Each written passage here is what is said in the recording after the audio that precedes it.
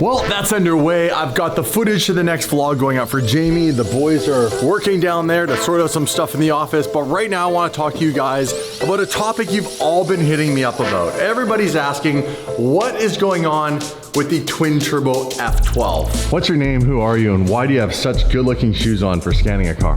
My name's Crino, so I do engineering, CAD design, do 3D scanning, and yeah, we're out here scanning DD's F12. Let's go. By the way, Dave called you a cop yesterday. I like that. Are you a cop? No. That's what all cops say. So we have a bunch of work done. Why don't you walk us through, start to finish, what it's like to do scans, designs, to create new bodywork for an automobile, because I definitely can't get as technical as you. This is your wheelhouse. We're even doing the inside, guys, because we would like at some point to be able to build a dash for this car. Why not scan it? Well, we have the scan guy here. Okay, step one. What do we do when we build a new body kit? So we'll scan the car outside, and then we'll take all the panels off. Like if you're making side skirts here, you want everything to line up right to the OE mounting points as much as possible. There's still going to be slight errors. Anytime you make something from like a factory mold or a stamp, right? Body panels get stamped out and then put together. There's tolerances. So every time we add something one more step,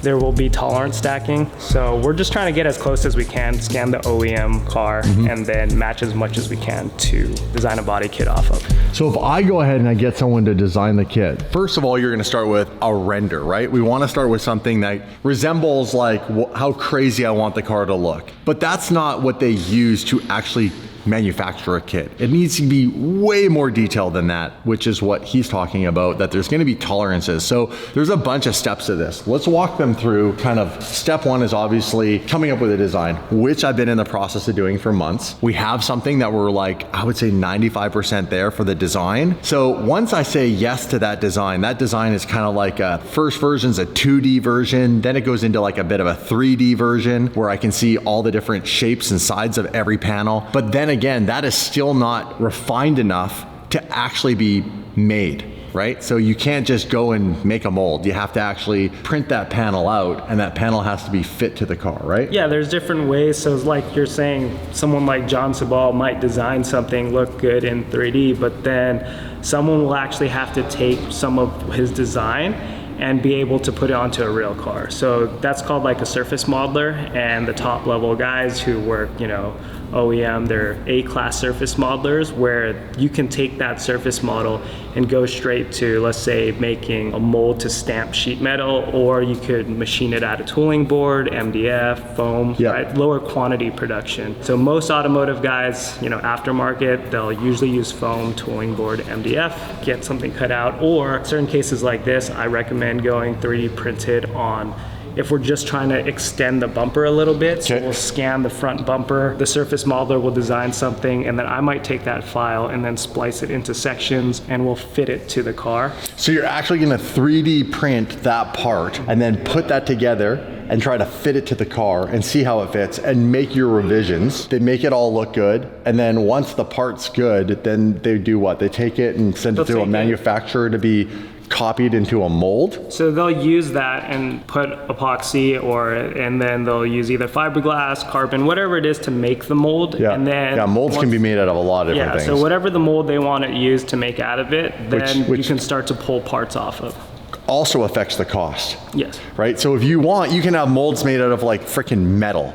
Right? Like you could have like crazy aluminum molds made where you can pop out a lot of parts and it's not going to affect the mold over time when you're taking these parts out of it. That would be for high production. When you're making more cost-effective low production molds, you're going to use things like foam, for example. The problem with foam though is you're only going to get a couple of parts out of it before it starts to actually deteriorate the mold, and you're going to get crappy parts out of it.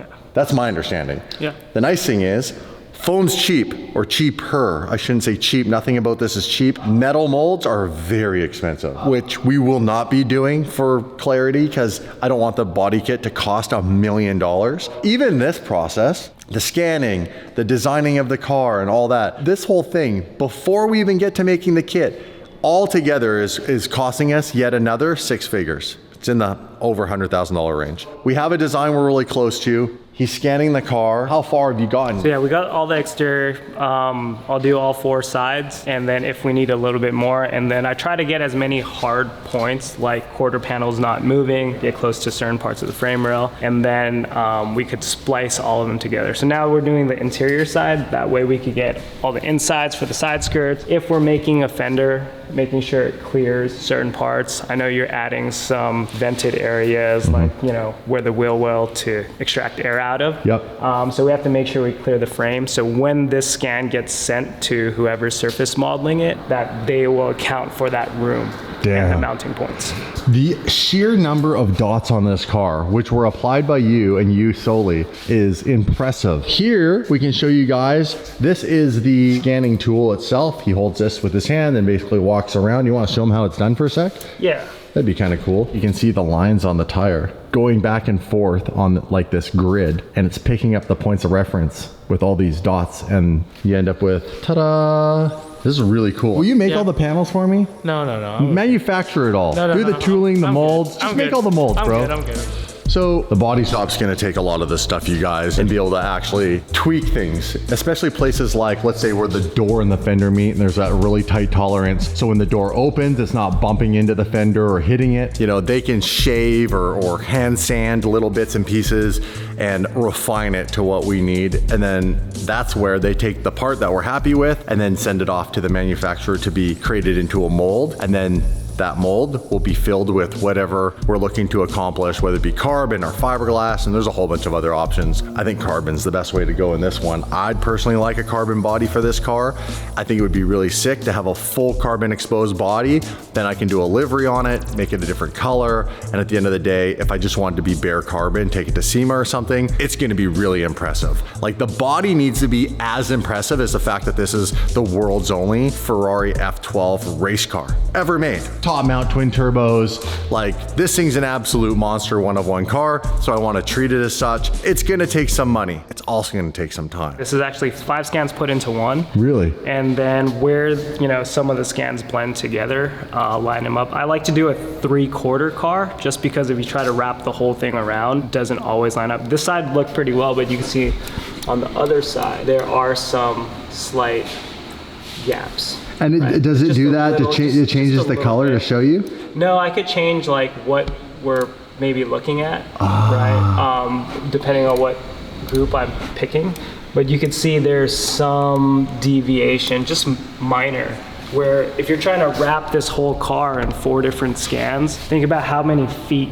If I unrolled the car into a flat section, if I scan that much, there's gonna be certain deviation. The more feet, the more distance I go, there's more and more deviation. Generally, I like the designer to work off one side of the car. We chose the left side. The right side has a little dent in the quarter. Yeah, it's got a dent there. I don't know how that got there, but it wasn't for me. Found the good side of the car, made sure all the scans on that side are really good, and lined it up to the left side. So front, back, left, and then as many points front to back, hard mounted points like the quarter, chassis, anything off the frame, and then use those points to align every scan that we had. Sweet. So this is, like you said, this image is made up of 5 different scans, and you're putting it all together in the computer. Maybe like...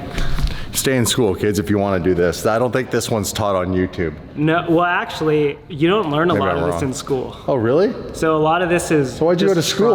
Well, there's a good base understanding in engineering, but it's what you take after that. I'm hearing buy a $7,000 scanner, find a Ferrari, and start figuring it out.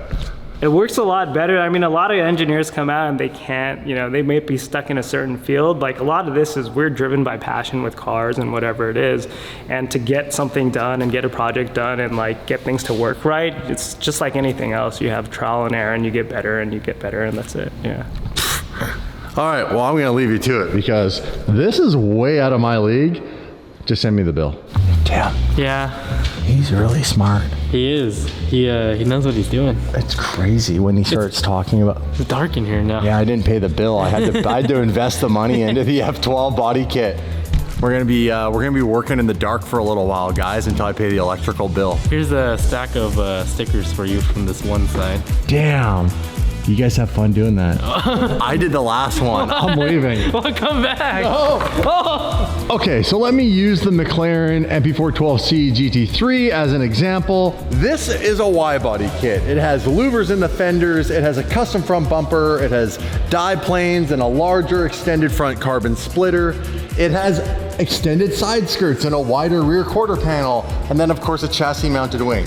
This is all made by the manufacturer. They have millions and billions and zillions of dollars. They have an entire team of engineers. They've picked and meticulously have built out a team of people that do all of this stuff. And it's still really, really complicated. It takes a lot of time and money. When an independent person, such as myself, takes on a project like this, it's no joke, you guys. It is very overwhelming. It's very demanding, both on my bank account and also on my time. And what we're trying to do is make something that's going to blow you guys away and everybody else that sees it, while also trying to make it somewhat work inside of our business model, which means I need to make videos. I need to take you guys through the process. I need to tell this story of why are we doing this? Well, we do know why, right?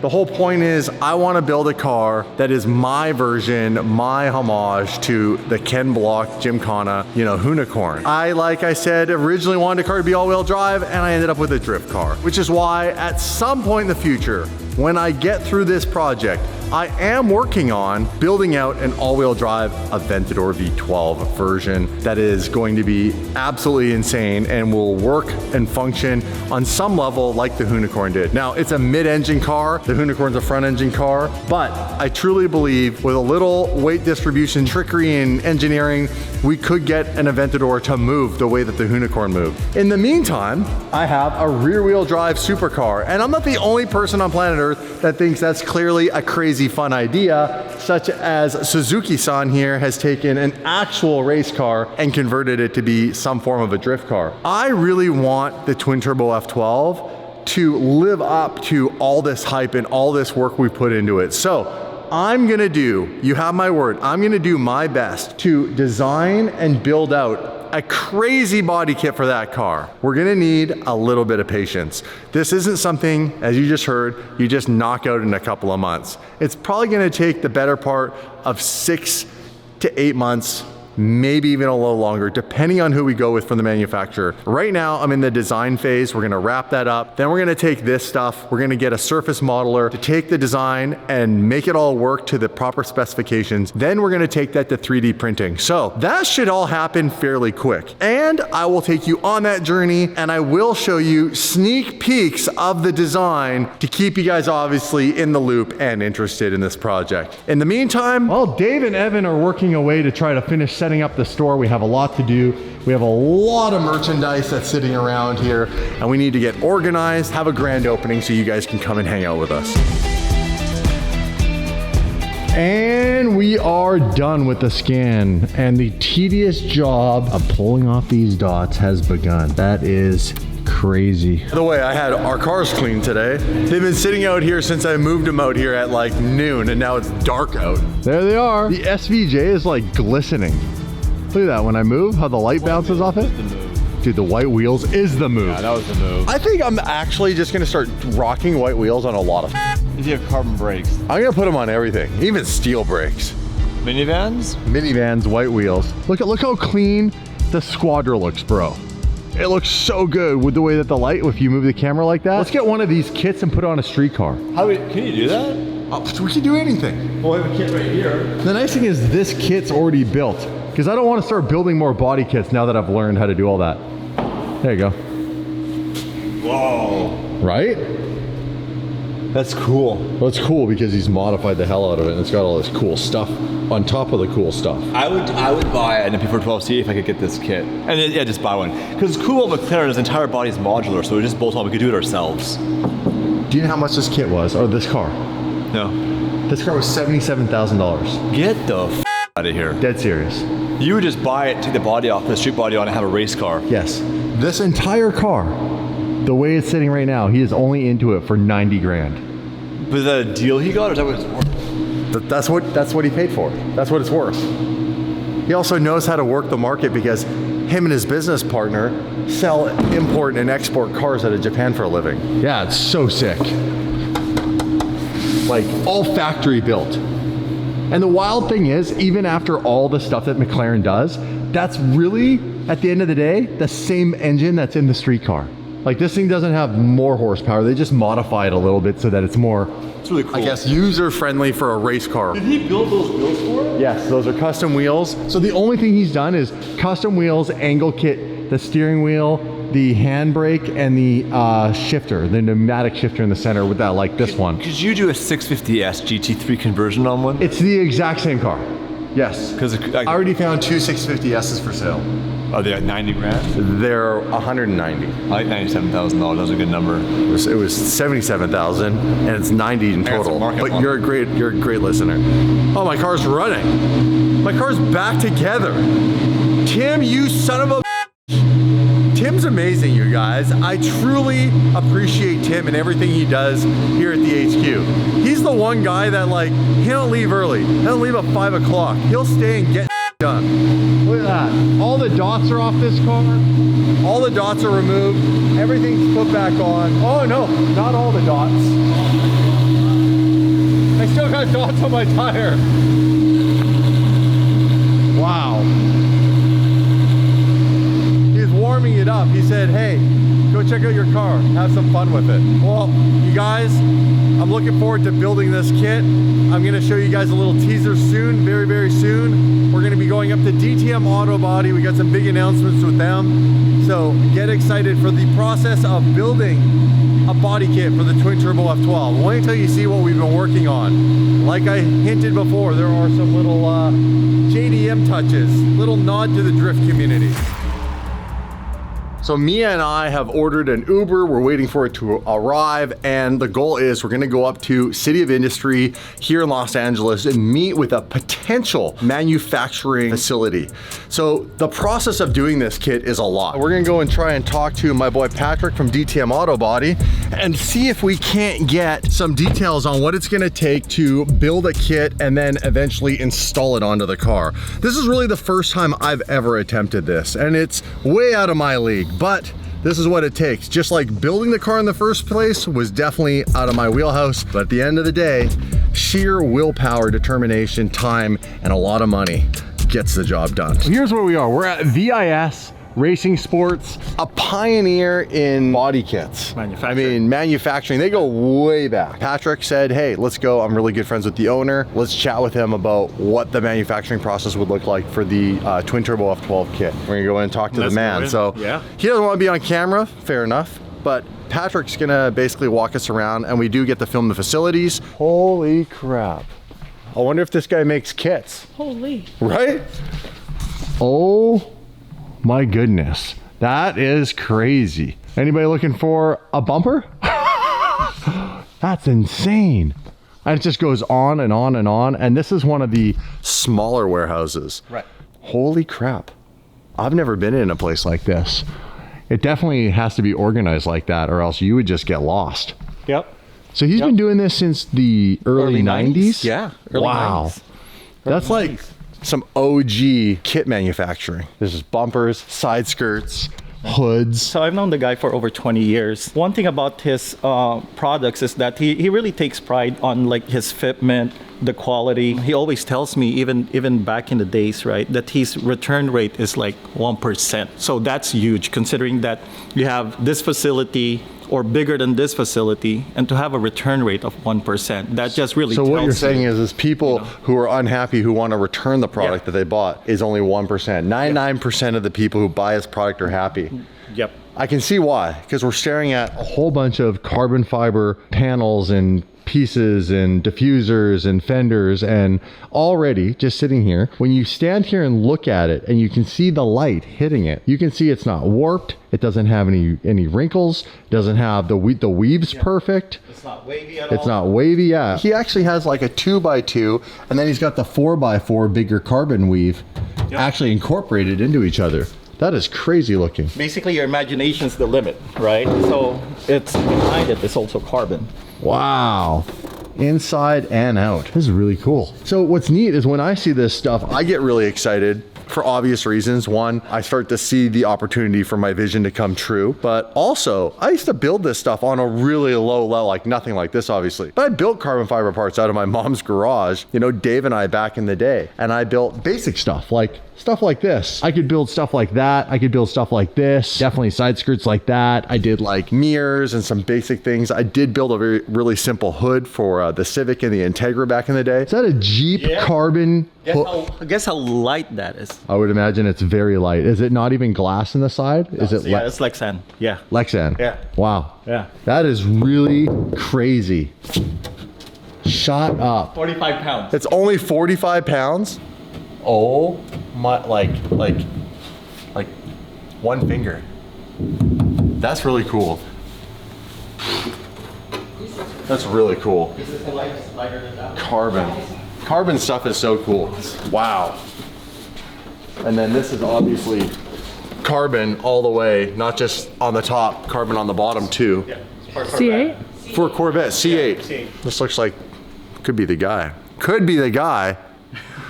Wait. And I really like this. I think if the F12 ended up looking like this, it would also show the lines. Look at how you can see every little indent and everything because it's satin or like a matte look. It's not glossy.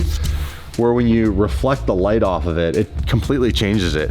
And we're going for that race car look. So I would choose the more rough and rugged option. And at the end of the day, the body panels will be wrapped with a livery. I think I'm gonna keep the car red. The whole idea is people see a bright red Ferrari and it's identifiable. So people are like shocked. The idea of this car doing what it's doing when it shouldn't be doing what it's doing, driving sideways at 100 plus miles per hour in a controlled way, in a very tight, confined space that blows your mind, just the way they did with all the Gymkhana videos. I think this would be the finish to go with versus something really shiny. The thing I like about the Ferrari right now is it's shiny, but it still kind of looks like a Ferrari.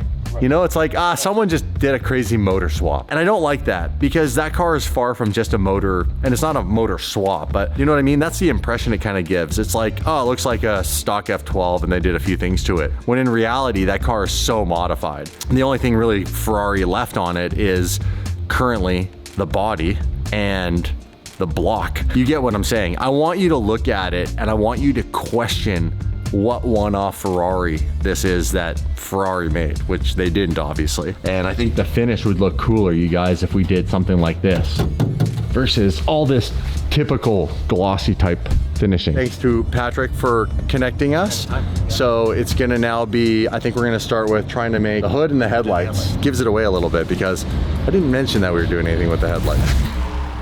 We have multiple cars in the garage that have opportunities to be tweaked or have other things done to them to make it more interesting both for you and for me. So let's start with car number one, the Drift BMW. What am I gonna do with this car? Well, I've clearly been driving the F12 more than I've been driving this. This was supposed to be like my practice car. It is my practice car. I do need to get this car out to some other grassroots events where I can go and drive and get more seat time. And more importantly, I do wanna get some of the like tandem style driving in, where you're driving with multiple cars. That I've never done before, so we'll see how that goes. In the meantime, this car's black. Is black cool? Yeah, no, I was gonna say it's black, and I know you were gonna talk about wrapping it. What are you gonna wrap it? I have a wrap idea. I've actually paid a designer to design something. It wasn't rocket science. I simply stole a wrap I liked from another car. Classic. Classic. Colors and all. I stole a livery that I liked. It's from a recent car. It very much goes with the BMW theme, and I have to schedule this car to go into PFS and get that done. So get excited. If you guys are BMW fans, or if you drive a BMW, this is my one and only Beamer I'm ever gonna probably have on the channel. I know Dave got all excited about getting a BMW M3. That's not gonna happen. And this is a drift car. It's not really a road going car, but in all honesty, this definitely looks more road going than this. And if I've driven that on the street, I could definitely drive that on the street. I would just have to get it titled and insured and all that sort of stuff. Yeah. Would you put a bigger wing on that, or would that defeat like drifting purposes? You could put a bigger wing. Some guys have big wings on it. Do you think this thing needs a big wing? I feel like all cars need a big wing. I like big wings. It is cool. I do like the big wing thing. We could look at it. I like this. I like this duckbill type carbon late. Yeah? Yeah, that's like this car. I was talking about doing like a chassis mounted or some sort of crazy big wing on this. Yeah. But I think in the design, when I looked at the two options, I personally kind of prefer the knot wing and the big kind of duckbill style, just like that. I agree with For this a car. drifting. I agree with this car, but I feel like on a BMW it would look sick. It would look sick, especially because like this car is just a bit of a bigger car in the context of it's got 4 doors. Right. Where this is obviously the 2-door coupe. We're working on the kit for this, you guys. Get excited. Now, when you say wide body, yes, it is going to be a wide body because we now have obviously the tire poking out on the front due to the new stance, due to the new setup, being that this is now a drift car. It is factory on the rear, so this will be wide body on the front, factory on the rear, but I have a lot of design elements and different styling cues that dramatically change, not just the front of this car, but all the way through going right into the back of the car. And I'm really excited to show you. I can't show you yet. I don't want to give it away, but we're even talking about cutting the top of the roof off and putting in a carbon fiber roof and a whole bunch of really cool stuff. So at the end of the day, I'm trying to make this an exposed wide body carbon fiber twin turbo F12. I'll leave you with that. Murcielago, you probably noticed, has no wheels on it. I wanted to get some wheels custom made for this car that I was truly after from day one that go with the entire GT1 or RGT race style look. There's one very specific that I love for this car. Little hint, it even goes with this livery. So I'm working on seeing if they can make a wheel with the offset with the wide body in a one-piece monoblock to work with this look. If we can, that's the wheel I'm gonna run. We're gonna say goodbye to the BBSs, but they are in the other room for now, just in case this doesn't work out the way that I want it to, and then I'll throw them back on. But if not, new wheels coming for the Murcielago. Dave's 599 is actually probably little insider information, and that is if I'm selling my blue car, right? And Dave's kind of over this car at the moment. I said, why don't I take on the gold car as a project car? So this is going to be a big project. This is a project I think you guys will be in love with. It's also going to involve something very similar to the twin turbo F12 custom body kit. Ooh. One that everyone has asked me to make or to buy. You can't buy it. But I have a vision of doing something quite naughty that if I didn't get a cease and desist on that, I very well, no joking, this is not YouTuber bullshit, I very well could get a cease and desist from Ferrari when I reveal what I want to do to this. Damn. Yeah, for real. I hear what sounds like a Ferrari. Sure is. We're going out with Vin tonight, boys, in the 360. My Uber. Hello. Dude, how sick is the manual shifter? Is it the best mod you've ever done? To this car, yeah, for sure. No, I mean, yeah, to this car. Yeah. Yeah, for That's sure. the exhaust. This changes the driving experience a lot, but Ferrari exhaust. Only reason to own a Ferrari, to be honest. It is, especially this one. Dude, so good. So slow. We're not even breaking the law. We're not breaking the law. I mean, to be fair, it rides nice. The roads are just really. The roads are And remember, this is a 1999. This is a really old car. What do we have going on here? Yeah, anyway. You need gas anyhow. We just have the whole scooter gang taking over. Mini bike gang. Mini bikes. Dude, look at these guys. These guys are rad. Hey? Yeah, dude. Got the whole team out here. Oh my God, look at these guys. Dude, they're everywhere. Dude, these things are so sick. Dude, the whole Look at this crew one. out here. The whole crew. Oh shit, Chucky. Where are you guys going? Oh, that's you. Everywhere. Everywhere. Everywhere. Everywhere but home. Everywhere but home. Have fun, guys. I want you to rev it. I will. Come on, I would it not. It's coming, it's coming.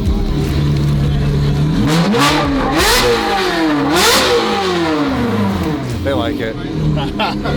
See you guys. Honestly, I love that though. Like, Oh yeah. dude, it's Only here. that's like my dream of what I would have done when I was a kid. For sure. It's so sick. Yo, but it's because it's so much more lawless nowadays. Because when we were kids, we would have been afraid of the cops. Oh, these guys don't. No chance. They're wearing masks and No. When we were kids, you would do that, cops would come, you would maybe try to run. Some of you guys would get busted, and you'd never try. Yeah. Now it's like these kids would see cops and probably bang on the window and be like, "I'm out." Like, I don't even care yo, what's about up, you fool? guys. But I love that. It's so cool seeing like a squad of 50 dudes just on mini bikes. So what is this? Besides the fact that that's like the Fast and the Furious truck right there. So my friends run a thing called Era Picture Cars, and they source cars for movies and Dude, music look at videos and this. stuff. Yeah. Pull up for this for a second. Look at the rig on this. You know, the rig on the rolls is Holy sick. So in the backseat, Era Picture Cars sources cars for like movies and music videos and stuff. And my friend Nico hit me up and was like, "Hey, you want to get paid to do donuts in your car?" I was like, "Damn, that hasn't happened in like a year." Yeah. So I guess they're making a Big Timers video. Like, really? Yeah, it's some like TikTok band. I don't even know who it is. Dude, you know what's even better? This fucking H1 right here. I want to go see it. Yo, H1 you know, on I have an H1 fetish, you guys, and I've sold mine, and it always makes me want another one. This is like so gangster. Hell to the yes. Well, you never know what you're gonna get when you hang out with Vin. He's always doing random shit. These are so freaking sick. So you know what's crazy? This looks like it's Monterey blue, and I just looked at a car like this from Vegas. These are awesome. How you doing? John. Nice to meet you. John, Timberlake. Yeah. How you doing, man? Good to see you. Oh my goodness. This is the first real F1 motor that Lambo made. I didn't know that. Yeah, because the previous gen Diablos, if you straight pipe them, don't really sound like the high-pitch F1 cars. It's got a... You need the 6.0 motor. After this is when you started straight piping these. They sound like old 90s F1 cars. Beautiful car. All right, so I got tired of standing around. We're all freezing. So now I'm just gonna investigate what's going on and sneak into this place. And this is already nice already because I can tell there's heat in here. That's just so random.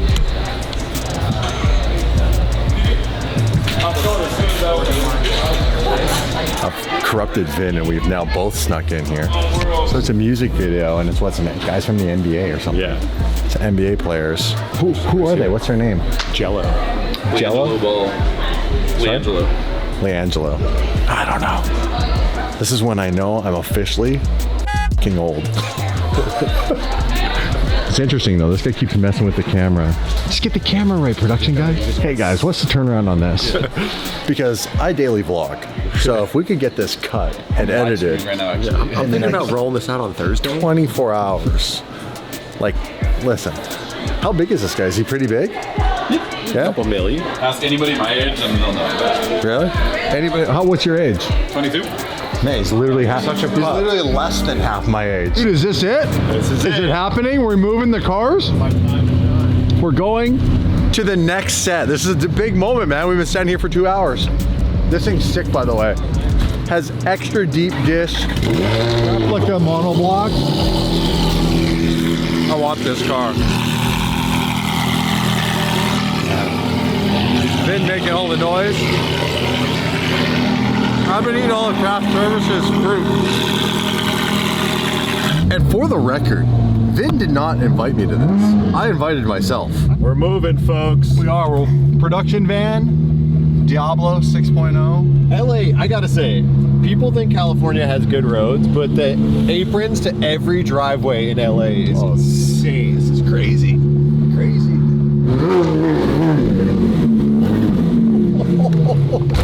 Crazy. They're not ready for how loud this car is. Well, it's gonna echo off of all these buildings too. There's apartments there. This thing, it's probably like 110 decibels. Like, It's pretty much straight piped with the valve the open. only reason I've suffered through the cold, the bitter, freezing, damp Los Angeles cold that is in my fingertips, is to watch Vin do donuts. I want to see Vin's slay some tires on this. Got the whole lineup.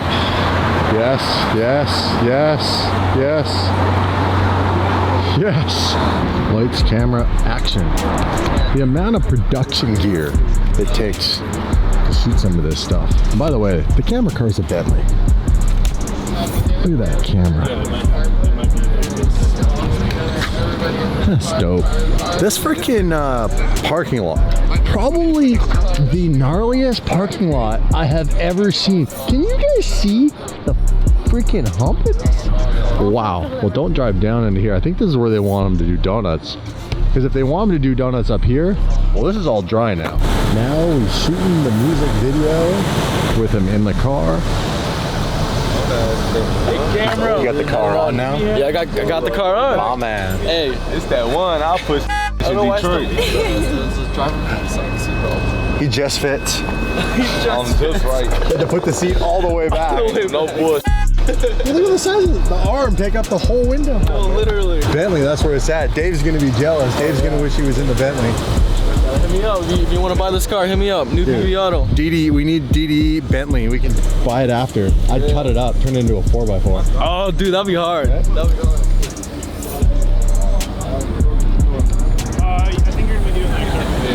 Just cruising with the camera car. When are you gonna do donuts and where are you doing them? I'm actually gonna run a full course. Have you seen the we were Tsunami. The Manami? Yeah. The Manami, yeah. Bro, you could come up this way and probably clear the dude with the speaker. Yeah, my only worry is it's a hip, so I want to make sure I clear it and like land on the downside right before the transition. So, but I think when I'm in the air, I might click into third.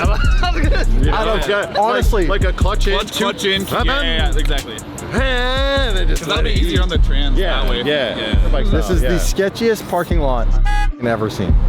In Los Angeles, they couldn't find a flat lot. They're just fucking Like, this is anything but flat. Let me get this right. If I heard him right, they're gonna line all the cars up against a wall. like the very nice, beautiful, pristine Hummer H1, the $600,000 6.0 liter Diablo manual, the Viper, which is worthless, and these other beautiful cars like this really cool SL Cabriolet. And then they're gonna have you do donuts in this front of it. Absolutely not pristine parking lot that's covered in rocks and stuff. And they think the water, because they wet it down, is gonna not kick up the debris at the vehicles. I was like, shit, you want to do that? Kick a rock into the windshield of a Diablo? That car's like a $600,000 car. And you have to do a donut? Yeah, I'll do a donut. Should I be outside the car for this? I feel like I should film from outside. Yeah, probably from outside, because we should... You also probably want less weight. You're saying you're so beefy that you can't... I'm saying that your car probably needs the best chance it can get to brake traction. Yeah, that is true. Because when you did it at the block that one time, what happened? You smoked your clutch. All right, that was trying to do a burnout, though. Yo. They getting it real wet for you. Hey, can I park my car under there again? Dude, you're gonna slide right off into that Lambo. Yeah, big. Yeah, what's up, bro? Yeah, we'll try. You gonna spin them? You gonna spin them around or what? Yeah, we'll take them for a little ride. All right. It's a little tight. Yeah, how's that seat? That's good. It's gonna hang on tight. Nah, we're good. We can't go too fast, you know. We got a small lot. Well, you have a small lot with like. You have a. What up, man? How are you? Damn, You got a few obstacles over there. I thought it was just gonna be a few cars, but now we have multiple people. That Lambo is like $1 million, so you know. With that blue one? Yeah. That's crazy. Yeah, if you hit anything, hit the Viper.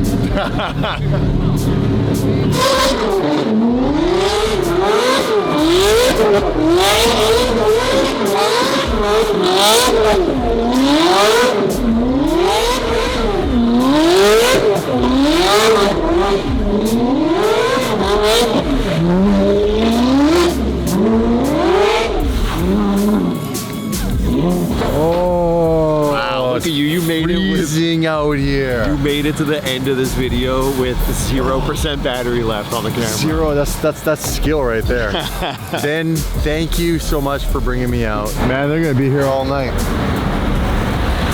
Got my Uber Black right here. I'm going to freaking bed. I'm tired. What's up, man?